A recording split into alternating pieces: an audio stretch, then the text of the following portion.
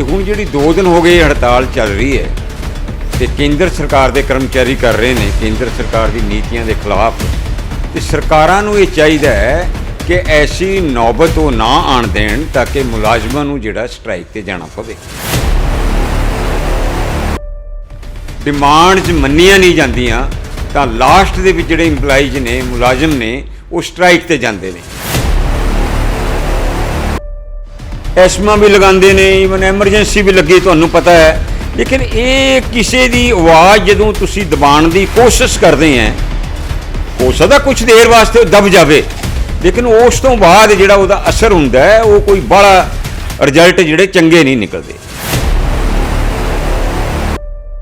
सत श्री अकाल दोस्तों, मैं जसविंदरपाल चैन शान पंजाबी तुहाडा स्वागत है। तो गल करते हैं इस समय 2 दिन हड़ताल ते ने सरकारी कर्मचारी, वो भी केंद्र नाल कई मुद्दों को लैके वो 28 ਅਤੇ 29 मार्च ਨੂੰ लैके इस समय हड़ताल ते ने। तो गल करते हैं क्यों हड़ताल ते ने, इस विषय नाल साडे नाल जुड़े ने कर्मचारी आगू श्री श्याम लाल जी। श्याम लाल जी, पहला तो तुहाडा बहुत बहुत स्वागत है। Thank you very much.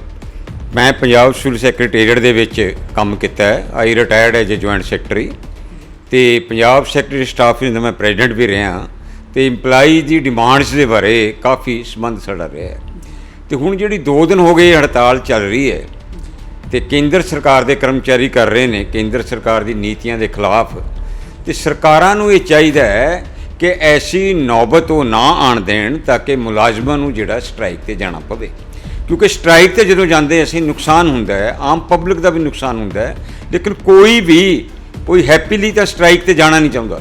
जदों सारी गल्लां बातां हुंदियां ने, मैमोरेंडम पेश किए जाते हैं, अपनी जिहड़ियां ने डिमांड्स रखी जांदियां ने, कई बारी गल्लां बातां भी हुंदियां ने, लेकिन फिर भी जदों डिमांड्स मन्नियां नहीं जांदियां तां लास्ट दे विच जिहड़े इंपलाइज ने मुलाजम ने वो स्ट्राइक ते जांदे ने। उन्हां नूं भी दिक्कत आंदी है, पब्लिक नूं भी दिक्कत आंदी है। ये तो सरकारां नूं चाहिए है कि इहो जिहा सिस्टम अडॉप्ट करन, अपने मुलाजमां दा ध्यान रखण ते उन्हां नूं ताकि इहो जी नौबत ना आवे जिहदे करके उन्हां नूं स्ट्राइक ते जाना पवे। श्याम लाल जी, जिहड़ा हुण दा मुद्दा है वो ब्याज दर EPF दी घट गया, ਇਹਦਾ ਕੀ ਨੁਕਸਾਨ ਆਉਂਦਾ? ਇਹਦਾ ਨੁਕਸਾਨ ਦੋਸਤੋ ਇੰਜ ਹੁੰਦਾ ਹੈ ਕਿ ਜਿਵੇਂ ਹੁਣ ਮੁਲਾਜ਼ਮ ਕੀ ਕਰਦਾ, ਸੇਵਿੰਗ ਕਰਦਾ ਹੈ, ਤੇ ਸੇਵਿੰਗ ਦੇ ਵਿੱਚੋਂ ਹੀ ਉਸਨੇ ਆਪਣਾ ਜਿਹੜਾ ਫਿਊਚਰ ਦੀ ਉਹਦੀ ਪਲਾਨਿੰਗ ਹੁੰਦੀ ਹੈ। ਲੇਕਿਨ ਸਰਕਾਰਾਂ ਦਾ ਪਤਾ ਨਹੀਂ ਕੀ ਸਿਸਟਮ ਬਣ ਗਿਆ ਹੈ ਕਿ ਈਵਨ ਜਦੋਂ ਇਹਨਾਂ ਨੇ EPF ਤੇ ਵੀ ਰੇਟ ਆਫ ਇੰਟਰਸਟ ਘਟਾਤਾ, ਪਰ ਬਹੁਤ ਦੇਰ ਹੋ ਗਈ ਇਹਨਾਂ ਨੂੰ ਘਟਾਉਂਦੇ ਆ ਰਹੇ ਨੇ। ਸਾਡੇ ਯਾਦ ਹੈ ਕਿ ਜਦੋਂ ਸਰਵਿਸ ਦੇ ਵਿੱਚ ਹੁੰਦੇ ਸੀ, ਈਵਨ ਸਾਡਾ ਜਿਹੜਾ GPF ਵਗੈਰਾ ਹੁੰਦਾ ਸੀ, ਈਵਨ 12 ਜਾਂ 14% ਵੀ ਰੇਟ ਆਫ ਇੰਟਰਸਟ ਰਿਹਾ। ਈਵਨ ਫਿਕਸਡ ਡਿਪੋਜ਼ਿਟ ਦੇ ਵੀ ਰੇਟ ਆਫ ਇੰਟਰਸਟ ਕਾਫੀ ਰਿਹਾ। ਲੇਕਿਨ ਹੁਣ ਇਸ ਪਾਸੇ ਨੂੰ ਸਰਕਾਰ ਤੁਰੀ ਹੋਈ ਹੈ ਕਿ ਰੇਟ ਆਫ ਜਿਹੜੇ ਇੰਟਰਸਟ ਨੇ ਇਹਨਾਂ ਨੇ ਘਟਾਤੇ ਨੇ, ਪਰ ਇਹਦੀ ਜਿਹੜੀ ਮਾਰ ਹੈ ਉਹ ਜ਼ਿਆਦਾ ਮੁਲਾਜ਼ਮਾਂ 'ਤੇ ਪੈਂਦੀ ਹੈ। ਈਵਨ ਮੁਲਾਜ਼ਮਾਂ ਦੇ ਕੀ, ਹੁਣ ਅਸੀਂ ਤਾਂ ਅੱਜ ਕੱਲ੍ਹ ਪੈਨਸ਼ਨਰ ਹੈਗੇ ਹਾਂ, ਈਵਨ ਪੈਨਸ਼ਨਰਾਂ 'ਤੇ ਵੀ ਇਸ ਦੀ ਮਾਰ ਪੈਂਦੀ ਹੈ। ਤੁਸੀਂ ਇਨਸਾਨ ਕੀ ਕਰਦਾ, ਆਪਣੀ ਸੇਵਿੰਗ ਕਰਦਾ, ਫਿਕਸਡ ਡਿਪੋਜ਼ਿਟ ਰਸੀਟ ਉਹਨੇ ਤੁਹਾਡੇ ਕੋਲ, ਉਸ 'ਤੇ ਵੀ ਰੇਟ ਆਫ ਇੰਟਰਸਟ ਘਟਾਈ ਜਾਂਦੇ ਨੇ। 5-6% ਹਾਰਡਲੀ ਅੱਜ ਕੱਲ੍ਹ ਇੰਟਰਸਟ ਹੈਗਾ। ਦੂਜੇ ਪਾਸੇ ਤੁਸੀਂ ਦੇਖ ਲਓ ਵੀ ਕੀ ਸੋਰਸ ਰਹਿ ਗਿਆ। ਵੈਸੇ ਤਾਂ ਜੇ ਤੁਸੀਂ ਦੇਖਿਆ ਜਾਵੇ ਇਹ ਸਰਕਾਰ ਦੀ ਨੀਤੀਆਂ ਹੀ ਗਲਤ ਨੇ। ਅਸੀਂ ਲੋਕਾਂ ਨੇ ਜੌਬ ਕੀਤੀ ਹੈ, ਜੌਬ ਕਰਕੇ ਜੋ ਅਸੀਂ ਸਰਵਿਸ ਪ੍ਰੋਵਾਈਡ ਕੀਤੀ ਹੈ ਸਰਕਾਰ ਨੂੰ, ਉਹ ਸਰਵਿਸ ਦੇ ਅਗੇਂਸਟ ਸਾਨੂੰ ਗੌਰਮੈਂਟ ਨੇ ਪੈਨਸ਼ਨ ਦਿੱਤੀ ਹੈ। ਜੋ ਅਸੀਂ ਉਹ ਕਮਾਈ ਕੀਤੀ ਸੀ ਉਹਦੇ ਅਗੇਂਸਟ ਜਿਹੜਾ ਹੈਗਾ ਪੈਨਸ਼ਨ ਦੇ ਰਹੇ ਹੋ। ਇਹ ਤਾਂ ਜਿਹੜੀ ਹੈਗੀ ਹੈ ਇਹ ਤੇ ਟੈਕਸ ਲੱਗਣਾ ਹੀ ਨਹੀਂ ਚਾਹੀਦਾ, ਲੇਕਿਨ ਅਸੀਂ ਲੋਕੀ ਰਿਟਾਇਰ ਹੋ ਕੇ ਵੀ ਅਸੀਂ ਲੋਕੀ ਟੈਕਸ ਦੇਈ ਜਾਂਦੇ ਹਾਂ ਤੇ ਸਾਨੂੰ ਟੈਕਸ ਦੇਣਾ ਪੈਂਦਾ ਹੈ ਤੇ ਇਹ ਇਨਕਮ ਸਾਡੀ ਘਟੀ ਜਾਂਦੀ ਹੈ ਤੇ ਸਾਨੂੰ ਸਭ ਨੂੰ ਬੜੀ ਦਿੱਕਤ ਆਉਂਦੀ ਹੈ। ਇਸੇ ਕਰਕੇ ਜਿਹੜੇ ਗੌਰਮੈਂਟ ਨੇ ਇਹ EPF ਰੇਟ ਵਗੈਰਾ ਘਟਾਏ ਨੇ, ਉਹਦਾ ਜਿਹੜਾ ਹੈਗਾ ਮੁਲਾਜ਼ਮਾਂ 'ਤੇ, ਭਾਵੇਂ ਕੇਂਦਰ ਸਰਕਾਰ ਦੇ ਮੁਲਾਜ਼ਮ ਨੇ, ਭਾਵੇਂ ਕੋਈ ਵੀ ਨੇ ਪ੍ਰਾਈਵੇਟ ਨੇ, ਉਹਨਾਂ 'ਤੇ ਅਸਰ ਪੈਂਦਾ ਹੈ ਤੇ ਇਸ ਕਰਕੇ ਉਹਨਾਂ ਲੋਕਾਂ ਨੂੰ ਸਟ੍ਰਾਈਕ 'ਤੇ ਜਾਣਾ ਪਿਆ। ਇਸ ਵਾਰ ਸਟ੍ਰਾਈਕ 'ਚ ਇੱਕ ਖਾਸੀਅਤ ਦੇਖੀ ਜੀ ਕਿ ਇਸ ਵਾਰ ਕਿਸਾਨ ਵੀ ਨਾਲ ਨੇ। ਕਿਸਾਨ ਕਹਿੰਦੇ ਕਿ ਇਹ ਕਰਮਚਾਰੀਆਂ ਨੇ ਧੱਕਾ ਹੈ। ਅਸੀਂ ਨਾਲ ਸੰਯੁਕਤ ਕਿਸਾਨ ਮੋਰਚੇ ਨੇ ਵੀ ਪੈਰਵੀ ਕੀਤੀ ਹੈ, ਸਮਰਥਨ ਦੇਣ ਦੀ ਗੱਲ ਕੀਤੀ ਹੈ। ਕੀ ਮੰਨਦੇ ਹੋ ਇਸ?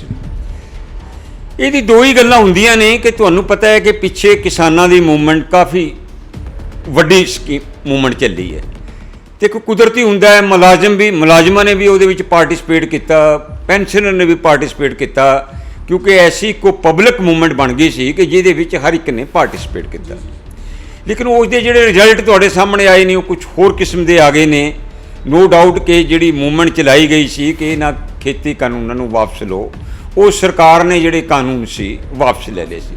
ਲੇਕਿਨ ਦੁੱਖ ਦੋਸਤੋ ਉਦੋਂ ਹੁੰਦਾ ਹੈ ਕਿ ਜਦੋਂ ਫਿਰ ਉਸ ਨੂੰ ਪੋਲਿਟਿਕਸ ਦੇ ਵਿੱਚ ਚੇਂਜ ਕਰ ਦਿੱਤਾ ਗਿਆ। ਜਦੋਂ ਜਿਹੜੀ ਕਿਸਾਨ ਜਥੇਬੰਦੀਆਂ ਸੀ, ਉਹ ਤੁਹਾਨੂੰ ਪਤਾ ਹੈ ਕਿ ਹੁਣ ਜਿਹੜੇ ਪੰਜਾਬ ਦੇ ਵਿੱਚ ਇਲੈਕਸ਼ਨ ਹੋ ਕੇ ਹਟੇ ਨੇ, ਉਸ ਦੇ ਵਿੱਚ ਫਿਰ ਉਹ ਇਲੈਕਸ਼ਨ ਦੇ ਵਿੱਚ ਆ ਗਈਆਂ ਨੇ। ਉਹਦੇ ਨਾਲ ਜਿਹੜੇ ਆਮ ਲੋਕੀ ਸੀ, ਜਿਨ੍ਹਾਂ ਦਾ ਕਿਸੇ ਪੋਲੀਟੀਕਲ ਪਾਰਟੀ ਨਾਲ ਕੋਈ ਮਕਸਦ ਨਹੀਂ ਹੈਗਾ, ਜਿਹੜੇ ਕਿ ਜਾਇਜ਼ ਮੰਗਾਂ ਦੇ ਸਬੰਧ ਦੇ ਵਿੱਚ ਹੀ ਲੜਦੇ ਨੇ, ਹੋਰ ਉਹਨਾਂ ਦਾ ਕੋਈ ਮਕਸਦ ਨਹੀਂ ਹੁੰਦਾ। ਤੇ ਜਦੋਂ ਉਹਨਾਂ ਤੇ ਜ਼ਰੂਰ ਅਸਰ ਪਿਆ ਹੈ ਕਿ ਕਿਤੇ ਨਾ ਕਿਤੇ ਇਹ ਕੰਮ ਗਲਤ ਹੋ ਗਿਆ ਹੈ। ਔਰ ਉਹ ਜਿਹੜੇ ਕਿਸਾਨ, ਤੁਹਾਨੂੰ ਪਤਾ ਹੋਣਾ ਕਿਸਾਨਾਂ ਦੀ ਵੀ ਜਥੇਬੰਦੀਆਂ ਬਹੁਤ ਨੇ, ਉਹਨਾਂ ਨੇ ਕਈਆਂ ਨੇ ਇਸ ਚੀਜ਼ ਨੂੰ ਅਪੋਜ਼ ਵੀ ਕੀਤਾ ਹੈ ਕਿ ਵੀ ਇਹ ਜਿਹੜਾ ਇਲੈਕਸ਼ਨ ਦੇ ਵਿੱਚ ਨਹੀਂ ਆਉਣਾ ਚਾਹੀਦਾ ਸੀ। ਮੋਰ ਓਵਰ ਇਲੈਕਸ਼ਨ ਦੇ ਵਿੱਚ ਦੇਖੋ ਤੁਸੀਂ ਕੀ ਦੇਖ ਰਹੇ ਹੋ ਕਿ ਈਵਨ ਜ਼ਮਾਨਤਾਂ ਜਿਹੜੀ ਸੀ ਉਹ ਜ਼ਬਤ ਹੋ ਗਈਆਂ ਨੇ। ਇਹ ਸਵਾਲ ਇਹ ਸੀ ਸਰ ਸ਼ਾਮਲਾਲ ਜੀ ਕਿ ਇਸ ਸਮੇਂ ਕਿਸਾਨਾਂ ਨੇ ਅੰਪਲਾਈਜ਼ ਦੇ ਹੱਕ ਵਿੱਚ ਸੜਕਾਂ ਤੇ ਉਤਰਨ ਦਾ ਫੈਸਲਾ ਕੀਤਾ, ਸਮਰਥਨ ਦੇਣ ਦੀ ਗੱਲ ਕੀਤੀ ਹੈ। ਇਸ ਨਾਲ ਕਿੰਨਾ ਕੁ ਫਾਇਦਾ ਮਿਲੂਗਾ ਕਿਸਾਨ ਜਿਹੜੇ ਕਰਮਚਾਰੀ ਨੇ 2 ਦਿਨ ਦੀ ਹੜਤਾਲ? ਦੋਸਤੋ ਕਈ ਵਾਰੀ ਅਸੀਂ ਲੋਕਾਂ ਨੇ ਵੀ ਐਜੀਟੇਸ਼ਨ ਦੇ ਵਿੱਚ ਦੇਖਿਆ ਹੈ ਕਿ ਸਮਰਥਨ ਅਸੀਂ ਦੇ ਦਿੰਦੇ ਹਾਂ। ਕਈ ਵਾਰੀ ਆਪਾਂ ਜਦੋਂ ਕਾਮਨ ਇਸ਼ੂ ਜਾਂਦੀਆਂ ਨੇ ਸਮਰਥਨ ਦੇ ਦਿੰਦੇ ਹਾਂ।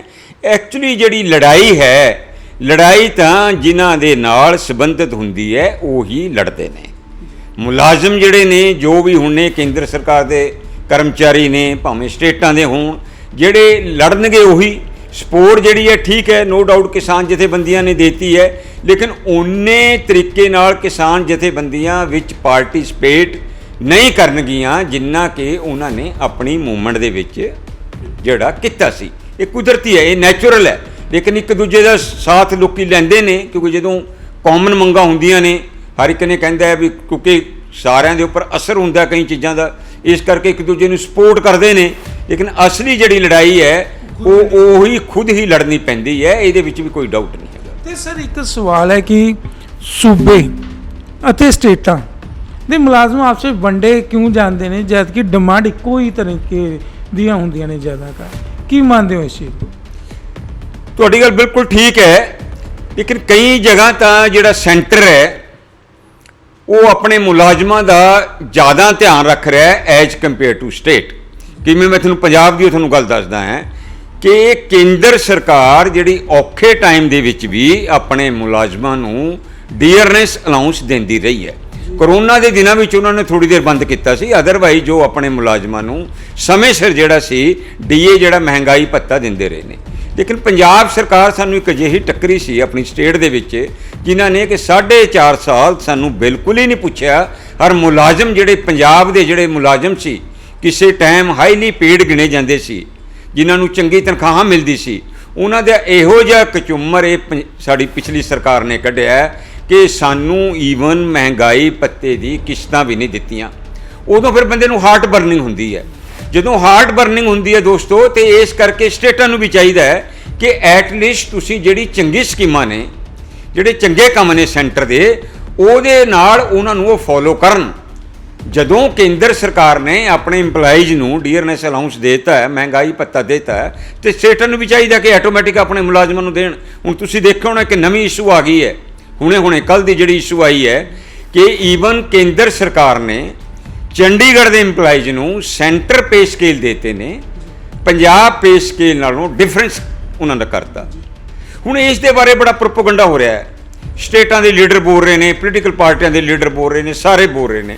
ਐਕਚੁਅਲੀ ਅਸਲੀਅਤ ਦੇ ਬਾਰੇ ਕੋਈ ਨਹੀਂ ਗੱਲ ਕਰਦਾ ਕਿ ਜਦੋਂ ਹੁਣ ਪੰਜਾਬ ਦੇ ਵਿੱਚ ਕਮਜ਼ੋਰੀ ਆ ਗਈ ਹੈ, ਪੰਜਾਬ ਦੇ ਜਿਹੜੇ ਮੁਲਾਜ਼ਮ ਨੇ ਉਹਨਾਂ ਨੂੰ ਪੁੱਛਦਾ ਨਹੀਂ ਹੈਗਾ, ਪੰਜਾਬ ਦੇ ਮੁਲਾਜ਼ਮਾਂ ਨੂੰ ਕੋਈ ਬੈਨੀਫਿਟ ਨਹੀਂ ਮਿਲ ਰਹੇ। ਈਵਨ ਜਿਹੜੀ ਪਿਛਲੀ ਪੰਜਾਬ ਸਰਕਾਰ ਸੀ ਉਹਨਾਂ ਨੇ ਵੀ ਇਸ ਤਰਕ ਤੇ ਕਿ ਪੰਜਾਬ ਸਰਕਾਰ ਦੇ ਮੁਲਾਜ਼ਮ ਪਹਿਲਾਂ ਹੀ ਹਾਈਲੀ ਪੇਡ ਨੇ, ਉਹਨਾਂ ਨੇ ਜਿਹੜੀ ਨਵੀਂ ਰਿਕਰੂਟਮੈਂਟ ਸੀ ਉਹ ਸੈਂਟਰ ਪੇ ਸਕੇਲ ਦੇ ਅਧੀਨ ਕਰਨੀ ਸ਼ੁਰੂ ਕਰਤੀ ਸੀ ਆਲਰੇਡੀ ਪਿਛਲੀ ਸਰਕਾਰ ਨੇ ਕਿ ਨਹੀਂ, ਜੋ ਸੈਂਟਰ ਪੇ ਸਕੇਲ ਨੇ, ਜੋ ਸੈਂਟਰ ਦੇ ਸਕੇਲ ਨੇ, ਅਸੀਂ ਤਾਂ ਤੁਹਾਨੂੰ ਉਹਦੇ ਵਿੱਚ ਹੀ ਰਿਕਰੂਟਮੈਂਟ ਕਰ ਰਹੇ ਹਾਂ, ਅਸੀਂ ਤੁਹਾਨੂੰ ਜਿਹੜੇ ਨੇ ਸਕੇਲ ਪੰਜਾਬ ਦੇ ਨਹੀਂ ਦੇਵਾਂਗੇ। ਤੇ ਜਦੋਂ ਹੁਣ ਕਿ ਯੂਟੀ ਵਾਲਿਆਂ ਨੂੰ ਜਦੋਂ ਦੇਖਿਆ ਕਿ ਪੰਜਾਬ ਨਾਲ ਤਾਂ ਸਾਨੂੰ ਨੁਕਸਾਨ ਹੋ ਰਿਹਾ ਹੈ, ਪੰਜਾਬ ਦੇ ਵਿੱਚ 58 ਸਾਲ ਦੀ ਉਮਰ ਤੋਂ ਬਾਅਦ ਰਿਟਾਇਰ ਕਰ ਦਿੰਦੇ ਨੇ। ਕੇਂਦਰ ਸਰਕਾਰ ਆਪਣੇ ਮੁਲਾਜ਼ਮਾਂ ਨੂੰ 60 ਸਾਲ ਦੀ ਉਮਰ ਤੇ ਰਿਟਾਇਰ ਕਰਦੀ ਹੈ। ਮੁਲਾਜ਼ਮ ਤਾਂ ਮੁਲਾਜ਼ਮ ਨੇ, ਹੈਲਥ ਸਾਰਿਆਂ ਦੀ ਇੱਕੋ ਸਾਰ ਹੈ। ਹਾਲਾਂਕਿ 50-60 ਸਾਲ ਦੀ ਉਮਰ 'ਚ ਕੁਝ ਬੰਦੇ ਦਾ ਵਿਗੜਦਾ ਵੀ ਨਹੀਂ ਹੈਗਾ, ਲੇਕਿਨ ਕੀ ਗੱਲ ਹੈ ਉਹਨਾਂ ਨੇ 60 ਕਰਤੀ, ਹੋਰ ਬਾਕੀ ਸਟੇਟਾਂ ਨੇ ਵੀ 60 ਕਰਤੀ, ਲੇਕਿਨ ਪੰਜਾਬ ਜਿਹੜੀ ਉਹਨੇ 58 ਕਰਤੀ। ਫਿਰ ਈਵਨ ਮੈਟਰਨਿਟੀ ਲੀਵ ਦੇ ਵਿੱਚ ਡਿਫਰੈਂਸ ਪਾਤਾ, ਕੋਈ 6 ਮਹੀਨੇ ਦੇ ਰਿਹਾ, ਕੋਈ 1 ਸਾਲ ਦੀ ਦੇ ਰਿਹਾ, ਕੋਈ 2 ਸਾਲ ਦੀ ਦੇ ਰਿਹਾ। ਹੁਣ ਨੈਚੁਰਲੀ ਜਿਹੜੇ ਲੋਕਾਂ ਨੇ ਫਾਈਟ ਕੀਤਾ ਉਹਨਾਂ ਨੇ ਕਿਹਾ ਨਹੀਂ ਜੀ ਕਿ ਸਾਨੂੰ ਤਾਂ ਜੀ ਤੁਸੀਂ ਸੈਂਟਰ ਪੇ ਸਕੇਲ ਦੇ ਦਿਓ, ਤੇ ਸੈਂਟਰ ਪੇ ਸਕੇਲ ਜਦੋਂ ਉਹਨਾਂ ਨੇ ਮੰਗੇ ਤੇ ਉਹਨਾਂ ਨੇ ਯੂਟੀ ਦੇ ਜਿਹੜੇ ਮੁਲਾਜ਼ਮ ਨੇ ਉਹਨਾਂ ਨੂੰ ਸੈਂਟਰ ਪੇ ਸਕੇਲ ਦਿੱਤੇ। ਇਹ ਤਾਂ ਸਰਕਾਰਾਂ ਨੂੰ ਇੱਕ ਐਸਾ ਸਿਸਟਮ ਚਾਹੀਦਾ ਹੈ, ਇੰਨਾ ਵਧੀਆ ਸਿਸਟਮ ਅਡਾਪਟ ਕਰਨ ਨੇ, ਸੈਂਟਰ ਵੀ ਸਟੇਟ ਵੀ ਚੰਗੇ ਰਿਲੇਸ਼ਨ ਮੇਨਟੇਨ ਕਰਨ ਆਪਸ ਦੇ ਵਿੱਚ, ਤਾਂ ਕਿ ਕੋਈ ਜਿਹੜੀਆਂ ਨੇ ਇਹੋ ਜਿਹੀ ਜਿਹੜੀ ਇਹ ਡਿਫਰੈਂਸਿਸ ਪਾ ਦਿੰਦੇ ਨੇ, ਇਹ ਗੱਲਾਂ ਨਹੀਂ ਹੋਣੀ ਚਾਹੀਦੀਆਂ ਨੇ। ਮੁਲਾਜ਼ਮ ਹੈ ਤੇ ਸਾਰੇ ਕੰਮ ਕਰਦੇ ਨੇ, ਸਾਰੇ ਕੰਮ ਠੀਕ ਕਰਦੇ ਨੇ, ਵਧੀਆ ਕਰਦੇ ਨੇ। ਕੰਮ ਲੈਣ ਦੇ ਤੌਰ ਤਰੀਕੇ ਸੀ ਤੁਸੀਂ ਬਦਲ ਸਕਦੇ ਆ।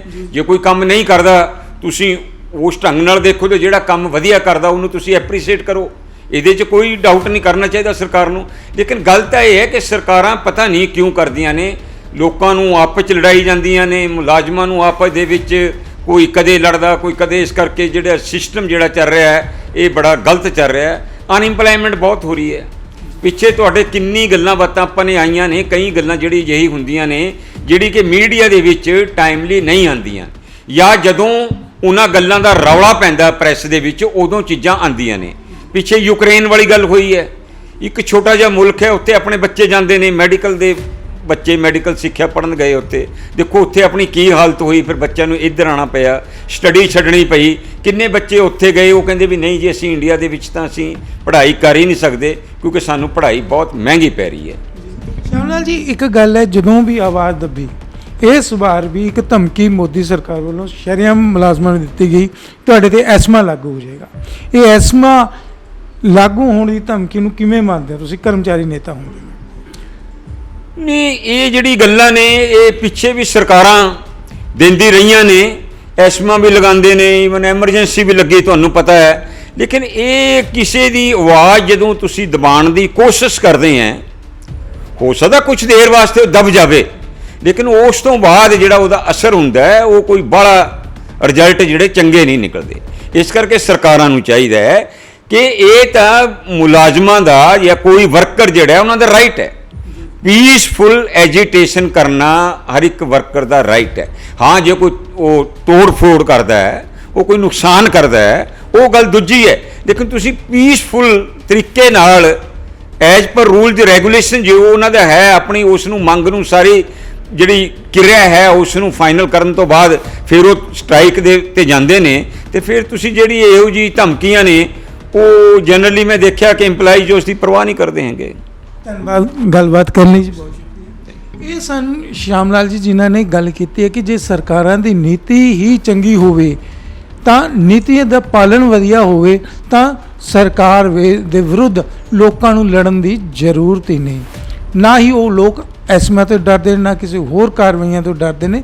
ਫਿਲਹਾਲ ਉਹ ਇੰਨਾ ਜ਼ਰੂਰ ਕਹਿੰਦੇ ਨੇ ਕਿ ਅਸੀਂ ਇਹ ਸਾਡੀ ਮੰਗ ਹੈ ਜੋ ਪੂਰੀ ਹੋਣੀ ਚਾਹੀਦੀ ਹੈ, ਜੋ ਕਿ ਕਾਨੂੰਨ ਦੇ ਦਾਇਰੇ ਵਿੱਚ ਹੈ। ਦੂਸਰੇ ਪਾਸੇ ਜੋ ਸਰਕਾਰਾਂ ਧਮਕੀਆਂ ਦਿੰਦੀਆਂ ਨੇ ਉਹ ਲੋਕਾਂ ਦੇ ਅਧਿਕਾਰਾਂ ਨੂੰ ਦਬ ਨਹੀਂ ਸਕਦੀਆਂ, ਕਿਉਂਕਿ ਬੋਲਣ ਦਾ ਹੱਕ ਭਾਰਤੀ ਸੰਵਿਧਾਨ ਨੇ ਸਭ ਨੂੰ ਦਿੱਤਾ ਹੈ। ਇਸ ਇਸ਼ੂ ਨੂੰ ਲੈ ਕੇ ਅਸੀਂ ਫੇਰ ਦੂਸਰੇ ਇਸ਼ੂ ਨਾਲ ਮਿਲਾਂਗੇ ਤੁਹਾਨੂੰ। ਤੁਸੀਂ ਦੇਖਦੇ ਰਹੋ ਚੈਨਲ ਸ਼ਾਨ ਪੰਜਾਬੀ, ਮਾਨ ਪੰਜਾਬ ਦਾ। ਧੰਨਵਾਦ।